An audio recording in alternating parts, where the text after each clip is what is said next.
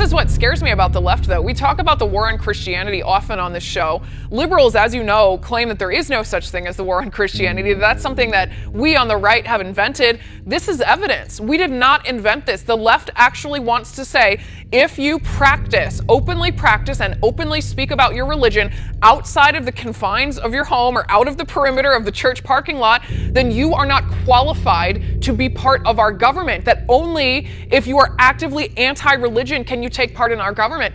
That's the part that terrifies me. Good morning, Michael. The details from police are chilling. These girls in just 6th and 7th grade. The girls told investigators it was all part of a ritual meant to honor Satan.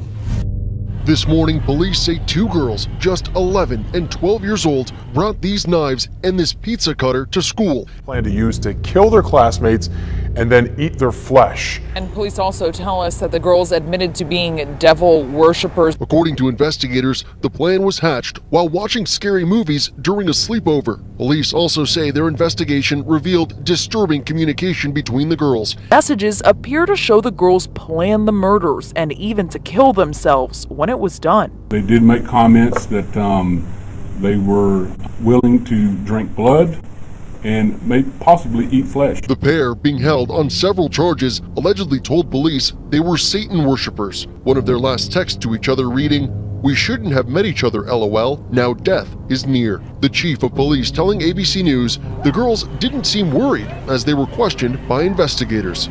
There was essentially no reaction from either of these 2 girls. I would describe them as carefree and nonchalant about the process. How did 2 young kids get to the point where they're plotting to kill and claiming to worship Satan? Graveyard soil, coffin nails, and some revenge oil. That's what a coven of witches in New York used to place a hex on U.S. Supreme Court Justice Brett Kavanaugh this past weekend. He was recently appointed to the lifetime position after facing sexual misconduct allegations. Well, the event was met with protesters condemning the sorcery, while a Catholic priest and exorcist attempted to counter the dark magic by saying a mass.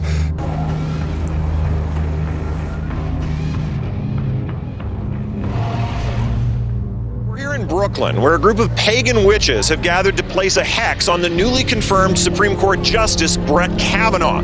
Now, in the statement for the event, essentially they said that black magic is a mechanism for exacting justice by women who have been wronged by men just like him. Now, the ceremony is taking place at this occult bookstore behind me.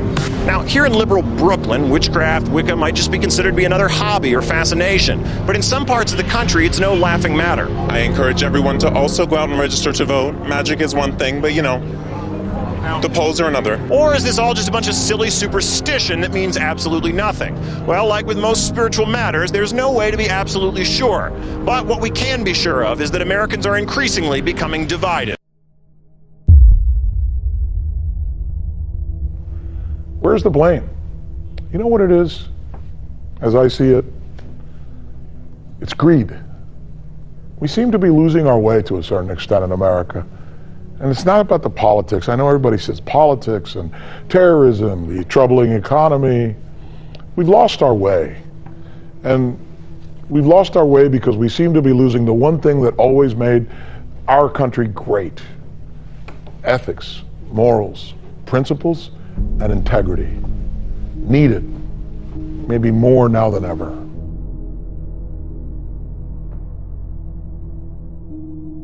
But unfortunately, evil is real, Ed. It walks the earth, and this man was evil. Doctor, you're right. I mean, evil is very real, yet a lot of folks, after the shooting, are quick to point fingers at President Trump and say, you know, it's an environment of hate that has led to this. The only thing that is evil in this instance is the man who perpetrated this massacre and the anti-Semitism that he was propagating. I'll tell you what's evil. It's people who exploit tragedy for their own purposes, and also the man who perpetrated this crime. Doctor, when anything else call someone evil, posturing. This is important as well in the United States, especially when it comes to or in light of some of the stories that we were just covering, for example. So here's the question that we pose about the way things were as opposed to the way things are now? Why aren't many of the stories that you need to know about being covered? Or when they are, why is it that they're often not covered in full? His arrest comes after 4 more packages of improvised explosive devices that were discovered just today. A total of 14 explosive devices in all put in the mail to Americans who've criticized President Trump or have been the constant subject of the president's anger. It should come as no surprise that a new Associated Press NORC Center for Public Affairs research poll found that a majority of Americans say the United States is divided. The survey found that 8 in 10 Americans think the country is greatly divided about important values. This is not who we are in America. We do not harm our political opponents. We beat them with ideas, not with our fists. This should not be a partisan issue. It doesn't matter if you're a Democrat or a Republican. Violence towards the other side is wrong. Period. So what brought us to this point in the United States? Why are we so divided as a nation? It's come to the point where people are so strong in their own beliefs, they just view things with that certain lens of bias, where someone is more favorable towards their particular candidate regardless of reason. So, my prescription for getting through this would be, you have to listen to someone, and then you have to fight with your ideas and explain yourself. And there's very few sort of political people these days that really do that. It's more just throw the cheap shot, duck, and then move on. So I think that this is just the way it is for now. I agree that I think both sides have to first seek to understand and then seek to be understood by the other side. But unfortunately, a lot of Americans are simply reiterating what they hear on television. Over the last 30 years, media ownership has become increasingly more concentrated, to the point where in 2018, a handful of companies own the overwhelming majority of the media. This is vastly different from the landscape in the early 1980s, when 90% of the media Americans consumed came from around 50 companies. But in 2018, the ownership of the majority of the media in the U.S. has been reduced to just 6 companies. It's just giving too much power to one company, a power that no one company should be able to exercise in a democracy like ours. But as we know, with more control comes higher revenues, and the profits made by these companies are way up. By how much, you ask? Well, for example, Comcast made more than $84 billion in 2017, and its holdings include NBC, MSNBC, Telemundo, Universal Pictures, and DreamWorks Animation.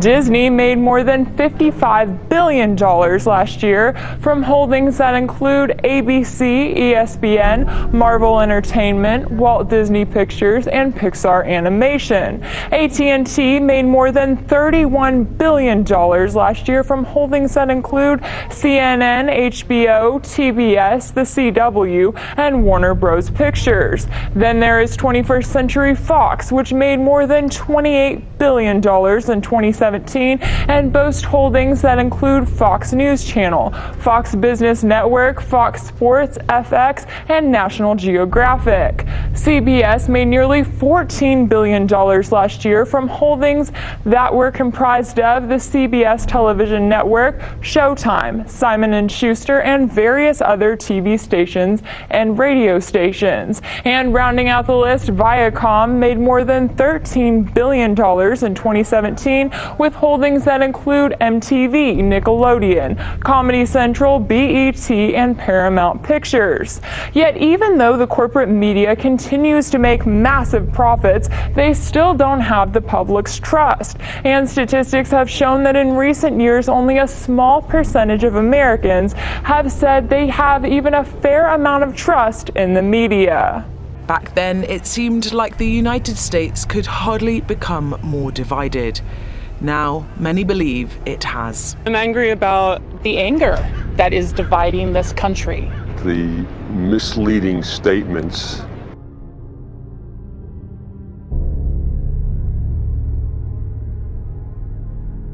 The technology is run by people, and people are tribal, and people are greedy, and that's what's going to drive even their business model. I mean, as they start to compete with these 5 giants that we're talking about. So now there might be 10 giants, and we're just little ants crawling around on the ground. Is it impossible? You know, Rachel, your report was fantastic, and I was watching the numbers as you were adding them all up for us, and they're just astronomical. Oh, yeah. And listen, I respect the free market. You know, I think it works. I think, you know, a combination of a free market with some government regulation as control is the right secret sauce.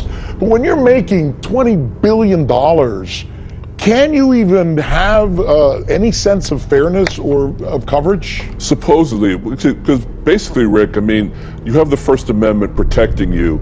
Your converse obligations to the public to be fair. You don't have to be balanced. You can have a point of view. But theirs is to the shareholders, isn't it? Well, yeah, theirs is to the shareholders, and then so theirs are to the institutional shareholders, and they aren't people like you and me, you know, and our intrepid reporter here. They're not grandmothers, Rick. They're other giant corporations. Can Rachel walk into that boardroom of Time Warner or you know, or and say, wait a minute, that story's important? No, they can't. No, and so news gets commodified as just another product. But in the end, it's all money.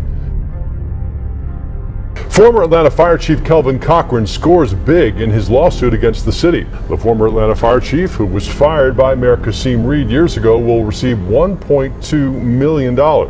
This is quite something to me that there's not more of an uproar about this, that this guy, outside of his capacity in government, outside of his role as fire chief, published a book because he wrote about his Christian beliefs. They told him he wasn't qualified to work for the government anymore to protect his community. That's insane.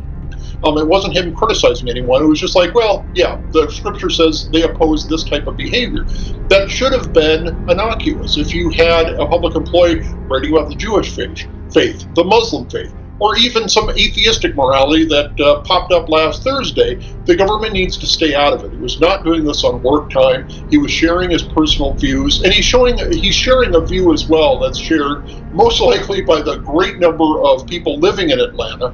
I think it's also telling, too, that the press didn't want to touch this when it was going on because he's an African American. He's a wildly successful African-American leader in his community, and they punished him for his faith. I'm sure a lot of people in Atlanta are very happy to see this turn of events, that the city of Atlanta is paying for their crime.